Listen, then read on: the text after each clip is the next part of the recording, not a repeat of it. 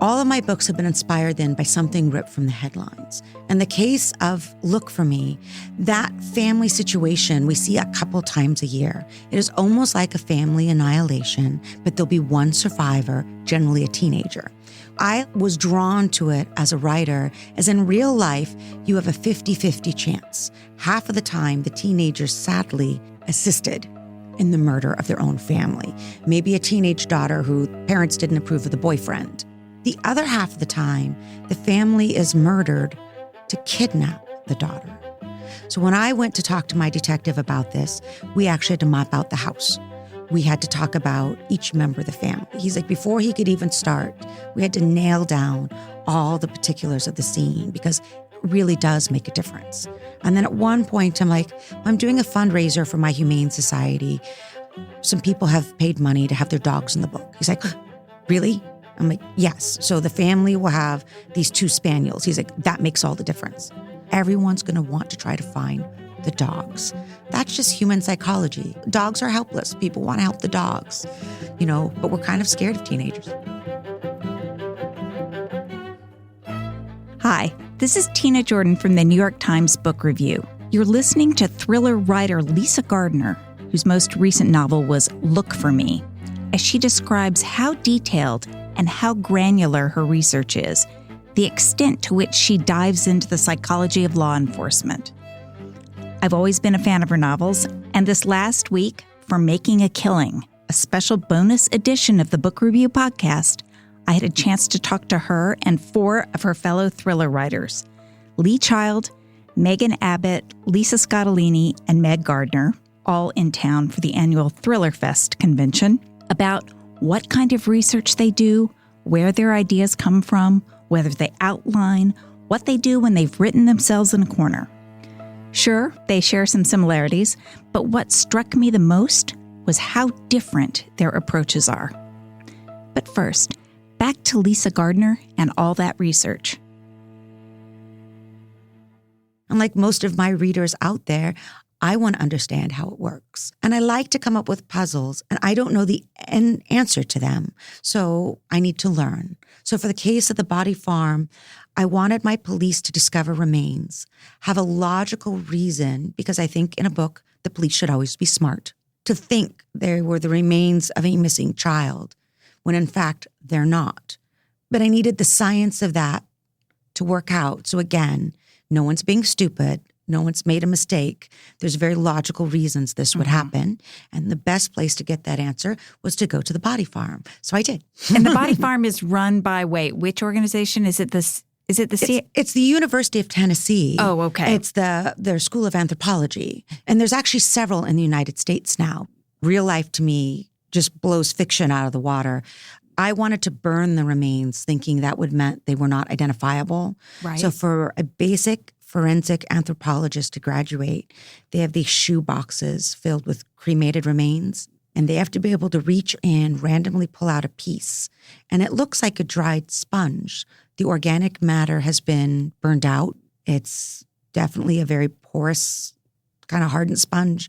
And based on whatever random piece they pull out, be able to do gender, approximate age, and in many cases, they have a good guess at occupation. Like it's stuff that for you and I just seems like total voodoo. Gardner isn't the only one who leans heavily on research. Lisa Scottoline, whose most recent book was After Anna, does as well. Quick example, in one of the thrillers, I had a murder set in the Third Circuit chambers in a courthouse, and there are security cameras there. And I thought, oh no, well, I'm going to have to deal with this because that whatever murder took place in that chamber is going to be on film. So I went to the guys in the courthouse and I said, so show me the security cameras. And they're like, yeah. I said, well, you would see who went in. They go, well, no, because there's only 2 of us and there's 19 screens, so we're not really watching. I'm like, oh, that's interesting. I'll put that in. Right. And then I said, but then you would have the tapes. And they go, this is the federal government. We don't have the money for tape. We don't have tapes in these things. You're like, really? Now, I was secretly thinking in my head, I'll have to account for that. And when I went down to do the research, that was the chapter I had in mind. I completely found that was not the case, worked even better for the story, was actually literally true, which is the best thing of all. Right. Because you never want anybody to read this who works in the federal courthouse and goes, are you really trying to sell me they have tapes in those cameras? Because we all know they don't. But both Lee Child, author of the Reacher novels, and Meg Gardiner, who writes the Unsub series, say there's such a thing as doing too much research, that your narrative will suffer if you sweat every last curve in the road. Get the big stuff right. The most helpful thing an editor ever told me was I was trying to find a spot in a book to set a scene, and it had to be along a twisty road because there was going to be a hit-and-run accident. And I drove up and down and up and down and up and down the actual road with my children in the back seat of the car, and they were like ready to club me and drive off the side of the cliff themselves. But I finally wrote to my editor and I said, I can't find the curve. There is no curve on this road like I need. And she said, just make it up. It's fiction. And I said, but what if somebody writes in and nitpicks it? And she goes, if somebody has taken the time to read your book and nitpick it, be glad you've got readers. Not only is Lee Child not big on research, he's really not big on plotting his novels out in advance either. In fact, he's famous for just sitting down at his desk every September the 1st and starting to write. You know, the legend is that I have no idea, no plan. And that is sort of true. I mean, I usually have a feel for, Right. You know, what is the season? What is the location? What is the landscape? To be very pretentious about it, what a composer would say was the key. Are they going to do this in C major? Or are they going to do it in E flat minor? Big decision for a composer. And I guess it's the same kind of decision for me. What is the feel of the book? And maybe I have half an idea about something that might or might not happen in the book. But beyond that, I really don't. So yeah, I sit down on the 1st of September and just see what happens, which is to me a lovely way to do it. I'm automatically interested. Every single day I sit down to write and I'm thinking, wow, I just can't wait to find out what happens next, which is what I hope the reader will be too. Right. I mean, if you're not entertained, they're not going to be entertained. Exactly. Right? If I'm bored and just typing out a pre-planned outline, that's going to show through. The reader's going to be bored. I like inventing it as I go along because to me, I mean, I get the same shock the reader gets. Wow. You know, I definitely did not see that coming. And the really funny thing for me, though, is, you know, afterward, a reader will say, oh, I had it all figured out by page 50. And I think, really? I didn't. When it comes to writing, Lisa Scottoline operates a lot like Lee Child. I have no outline. You know, when people say, do you know how it ends? I don't know how it middles. I don't know anything. Right. But I know the beginning.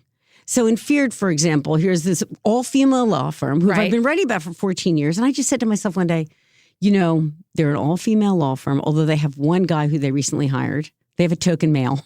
They have a token. And they get sued for reverse sex discrimination. And I go, well, that could happen. Now what? Now what? Now what? And that's how I'm writing a book every time. Now what? What would they do? And isn't that a little bit like life? For Megan Abbott, whose most recent novel is Give Me Your Hand, the process is more complicated and frankly, it's a lot messier too. Like a lot of thriller writers, she often gets her first ideas from a snippet she sees in the news. That kindles something in her brain, something she turns over and over again to try to understand if there's a book in it. It's often something I read in the newspaper. It really is like some small, real human, strange detail. Like with Give Me Your Hand, it was two teenagers, one of them confessing something to the other one, and how the person who heard the confession, how it haunted them. And it was like a small detail, and I never thought about that way. And I didn't know how a book was going to get built around it, but I kept thinking about what it means when someone tells you a secret or confesses something to you and the burden it could be. And so I kept knocking around my head for years, actually, till I finally decided to write something about it. Sometimes, Abbott says, she just starts writing, not sure whether the idea is going to work or not. So I have to sort of build the world each time, and I have nothing to start with. But I never really know if a book is even going to work. Sometimes I'm 100 pages in, so often I've abandoned several books 100 pages in. So, you know, once I'm committed to the book, I have the general 3-act structure in my head, but that's about it. And I'm often wrong about what will work. And then I have to do that tragic thing where you delete it all. Where you go back and delete. Yeah, Because yeah. also some writers just, they get it right the first time. And I don't know how that happens either because there's so many nuances in books like the ones you write. Like, of course you would get it wrong some of the time, right? Right, yeah. I always start out with try to have characters that are sort of mysterious to me, and then I'm trying to figure them out as I go. So, and then sometimes I hit a wall with them, and those are the ones I abandon. But I don't really know what they'll ultimately do, and sometimes things do change. Often have a character who's meant to be the protagonist, sort of the good girl, and then she usually turns out not to be somehow. So that's the only pattern I can detect in my books, is that often the protagonist and the antagonist, if we can speak of those terms, switch places usually. So that's why if I didn't have the crime engine, I would be in trouble, because, I don't know where they would take me. But like once there's a body in the room, like that, what are we going to do with the body? And that's sort of the greatness of crime fiction to me, is that, like we've got to figure this out. And that helps a lot. I am interested in subcultures and these kind of hothouse environments and figuring out how these worlds work. So I'm always looking at the sort of subculture that hasn't been explored yet a lot, or the perspective in that world that we haven't seen a lot. Meg Gardiner, on the other hand, is one of those people who absolutely, positively has to have an outline. Oh, I used to sit down and start writing, and it was an absolute disaster. So I would just veer so far off course that, nobody could have rescued me with a machete and a helicopter or, a submarine or whatever. So I outline. I write up a treatment of the story. I used to write maybe a 2-page outline of the story. And the more books I've written, the more helpful I find it to really work through the beginning, the major turning points, to get the ending right as I outline. So if I know that the ending is right, I can look back at the start and see if I've actually started at the right place in the right way. I mean, that makes sense. I don't know how anybody sits down and starts writing and makes it end up in the right place. I think for some people can do that amazingly, but I think they are people who have an incredibly strong internal story sense. So as they sit down to write, it's intuitive as far as where to develop the story and when it needs to turn and so forth. But that's not me.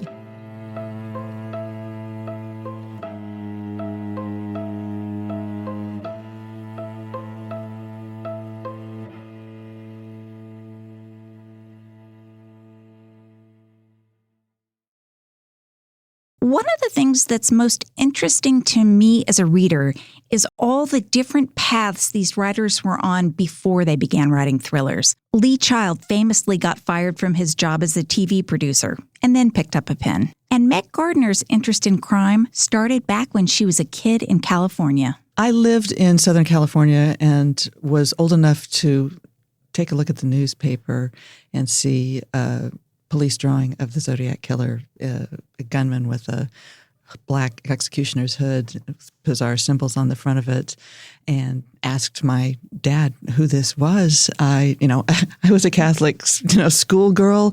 I thought that if anybody did bad things, they had to have some motive, like the deadly sins, greed, lust, whatever. But he said, that's the Zodiac. And I said, what does he do? And he said, he kills people because he likes to. And I can still remember the look on my dad's face of being upset to have to tell me that something like this existed in the world. And then that blank face that nobody could ever identify, who was still out there. I was a very imaginative child. It freaked me out. Lisa Scottoline minds her years as a lawyer for her novels, often down to the tiniest detail. I clerked for 2 judges. Both judge, I would say, what's the hardest part of this job? And they said sentencing people. So when you do that, it's like a detective having kind of gallows humor. Judges can be really funny, and lawyers can be, and there's a lot of tricks. Like I always sort of like the tricks. I had one that I famously put in a book where things were going really badly for us on a cross-examination. And I could see it was bad, and I was sitting second chair because I was young. So I'm at the table, my other guy's up questioning, and I just said, this is going bad, what can I do? And there was a big pitcher of ice water, and I just friggin' knocked it right off the table. Honestly, it was brilliant. I just pretended. The jury looked, because it's sort of a story. They see the narrative. You're the young female lawyer at the table. You did something stupid. The ice went everywhere. The water went everywhere. Now, I did not anticipate this, but this judge, who was terrific, Judge Katz, stood up, was very particular about the table. He's like, my table. He jumps up. He forgets the cross-examination. They make a whole scene. They dismiss the jury. They send him out of the room. I'm like, this is the best move I ever had in my life. The partner said to me later, "You're genius." I said, "Yes, thank you, I am. Please remember that at raise time." For her part, Lisa Gardiner started out as a romance writer. Well, I've always been drawn to suspense. Even back when I started out as a romantic suspense novelist, there had to be a dead body. I don't know what that says about me as a person, but if there's not a corpse, I cannot produce a novel. What I love about having started out my career writing romantic suspense was in the romance books, character matters. People are reading not for the what happened, but who it happened to. I feel like you're very interested not only in the whole question of like what might make somebody a psychopath. I mean, are people born bad? Are they made that way? One of the things that drew me to thrillers, and I love to read them, which is how I got into writing them, is I think all of us are drawn to that question, what is the nature of evil? Are killers born or made? And one of the things I feel like I have done with kind of each of my books is there isn't an answer to that question. It really is a spectrum. You can come up with examples, like many experts will say, Ted Bundy is clearly the example of the serial killer that was just born. It didn't matter what was going to happen. He was going to go one direction and one direction only. Lee Child has always been in the storytelling business, and his character, Reacher, is imbued with quite a bit of his own personality, especially his ability to fight, which Child traces back to his own boyhood. It was an industrial city, not very pleasant, not very refined in any way where I grew up, and every single thing instinctively was settled with violence. It was just always a fight. Always. And I was doubly unlucky in that sense because my folks were very aspirational for their boys. They wanted us to do well. You know, they were not immigrants, but it was almost like a classic immigrant situation. You know, they wanted the education for their children. And if you were doing well in school or were seen as ambitious, that was like having an extra target painted on your back. And then, of course, the ultimate disaster was that I won a scholarship to a very prestigious high school on the nice side of town. So for twice a day, once in the morning, I had to fight my way out of the neighborhood and then in the afternoon, not funny. fight my way back in. No, it was great. I loved it. I was good at it. I was huge. I was a big kid. So I said to Child, let's put Reacher in a hypothetical situation. He's got 4 guys coming at him. Now what? How do you write that scene? You know, it's a physical task that has got to be completed as efficiently as possible. And it has a psychological component too. The one with the biggest or scariest weapon is going to feel the most secure, but is that weapon actually useful in a close quarters situation? So should we leave him and take this other guy first? It's mainly about making up your mind. I mean, that's the problem with fighting, that you get into a confrontation on the street and you're unsure. You think, what is going to happen here? Is it going to go bad? Should I do this? Should I do that? You don't have any time for that. You've just got to make your mind up in a split second. You know, the classic rule is if you're faced by 4 guys, make it 3 guys instantly. Then make it 2 guys. And then, you know, situation normal. I asked all 5 writers what it was like to be holed up in the Grand Hyatt with hundreds of other people who spend most of their waking hours crafting the ideal murder. Meg Gardiner had the perfect answer. There's only a problem if you're like sitting in the restaurant and somebody, as once happened to me and a friend in a cafe, we were talking about a scene. So what happened? And so like we were talking about a character and, you know, like, well, PJ is going to be heavily drugged when they kidnap him. And then they've got that boat tied up at the pier. And I said, and he's not going to be coherent enough to know what's happening. And this guy got up from the table behind us and like threw down his napkin and goes, this poor kid needs your help, not your insults. And he walked out because he thought it was real. Well, at least you didn't call the police. True. I think Lee Child sums up the writer experience the best. You write a book, it's like inviting the reader into the back of a comfortable limousine for an exciting drive. And the reader doesn't care about, you know, the exact tuning of the suspension components. They don't want you to jack it up on a hoist and show them how it works. They just want the ride. So invite them in, give them a glass of champagne, whatever. Yeah. And just say, buckle up, here we go. That's it for us here at Making a Killing.